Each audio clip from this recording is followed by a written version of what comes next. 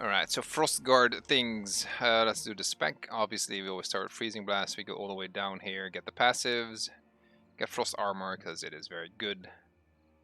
More passives, and we have taken the Thawing Ice here to make ourselves a little tankier. Some Auras on there, and some max life, not bad. And then Shutterstorm there, obviously. Have to take this one because it opens up the Focus Gem. Have to take Free Weaving. And it's pretty good on the Frostguard. More passives. We have some Black Ice in here that stops 25% of healing, or reduces healing by 25%. That's kind of the role that I've put this guy in. Crystal Lancer executability, and another little passive node over here. Then we go into the Frostguard itself. The things that change here is we get to wear plate. That is an important part. The Volatile Ice now applies a knockdown. Freezing a Blast applies Crippling Ice debuff. So that just lowers enemies' ice resist. Shatterstorm has a chance to spawn Frost Armor on hit, and that is relevant because we have a new passive here that enhances Frost Armor. It will make it last a lot longer. Without this, Frost Armor goes away in 3 hits, and here you can only get a crack in the armor every 1.5 seconds, and it only disappears when it hits 4 cracks, so it stays on a lot longer. And it repairs itself if you don't take any damage. And picking up Frost Armor deals damage and applies Frostbite to targets, so it's like super good to always keep that up. Another passive here for the Ice Cap, and you know, some mitigation shenanigans there. And we take a Frost Domain because I have here a Frostbiter. The Frostbite inflicting part of the decay is not that important. What is important is the Rotting Frost. Whenever I apply Frostbite, we apply a Black Mantle. And the Black Mantle effect stops 500 healing. So with picking up Frost Armors, applying Black Mantle there is kind of important. Let's move this down a little bit. And I've paired that with the Frozen Dancer, which applies Frostbite on 5 targets AoE. And it stays on the ground. If people stand in there, they get affected by it too. Secondary, it will reduce ice resist a little bit more when they get frost bitten. Miners finish him in here because we can execute at 35%. We have a double executability, so pretty solid. And just another passive in here to give us a bit of AP when we spend our mana. This is notable that I did not take the Icy Veins power. This changes our ultimate into a emergency button where you become invulnerable to damage. It will heal you, restore your icicles, and slow enemies. The reason why I did not take it is because I needed a point to put into Black Ice. And also the cooldown of this is very long. With our regular ult, we get 2 or 3 uses out of it per engage, and that reduces damage taken by 80%.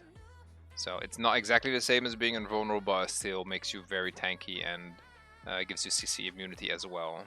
So it's not the worst thing in the world to not pick this up. It's a bit personal preference, I guess. Like if you have a comp that has an easy time of applying this this personal healing debuff, then you probably want to take the ultimate here. But for this build, I decided not to do it. I turned this into like a bit of a debuffer to stop healing and a bit of a DPS. But depending on your composition, you could also go with different majors here to apply other kind of buffs or debuffs. Really situational. Always max out the int because it gives us chances of spawning ice, and I went with Constitution here just to be a little tankier to get into the enemy team a little bit better because the Black Ice. This one has not a huge radius, right? It's 10 meters, so we have to be kind of up close and personal to apply this this healing debuff here. Important to note is that I have free weaving on my bar here because these volatiles are very, very good. It knocks people down, deals damage, and the damage that it deals also has a chance to proc even more volatile ice. So that works the same way as the Archmage. You get a 3% from this gem. You can upgrade it. get a better gem, get more % chance of spawning icicles. And with our int right now, we have 16%, right? So int gives us 13% base, and then whatever is on here gets added on top of that.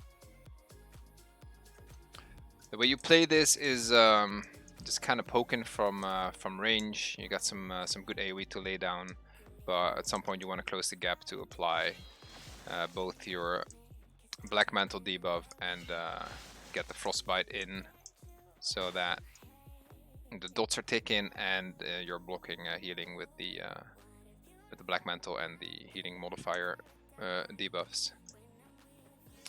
On one here I have just spawning icicles, which become useful when we apply Shatterstorm. It turns them into volatile ice, and we can keep refreshing that to get more volatile ice as long as Shatterstorm is going.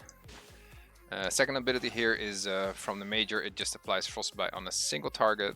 If you want to focus something out, make sure there's Black Mantle on there. You get to use it. A very long cooldown, so just use that for focus targets.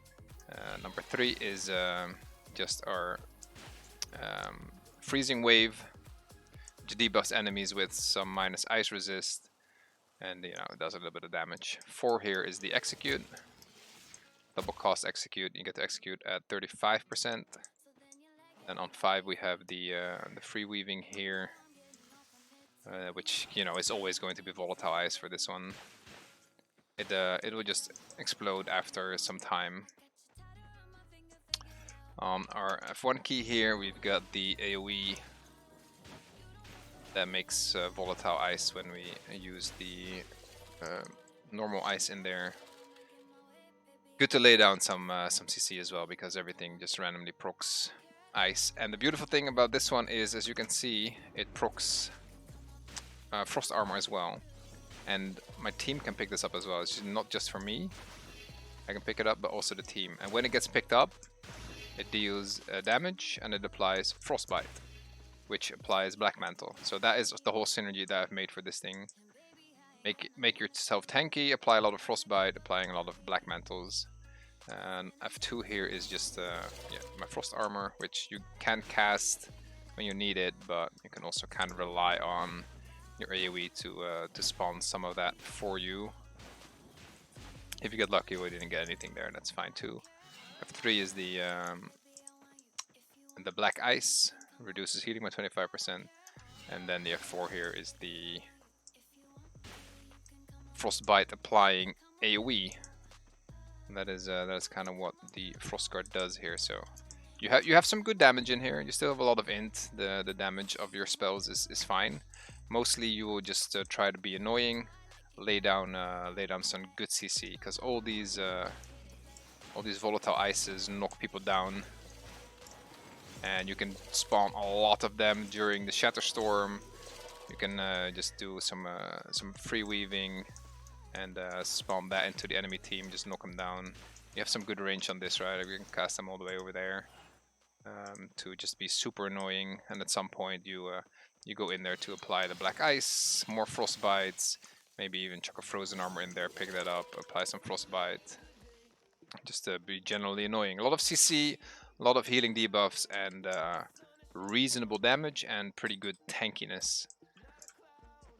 That's about all we have for the Frostguard over here.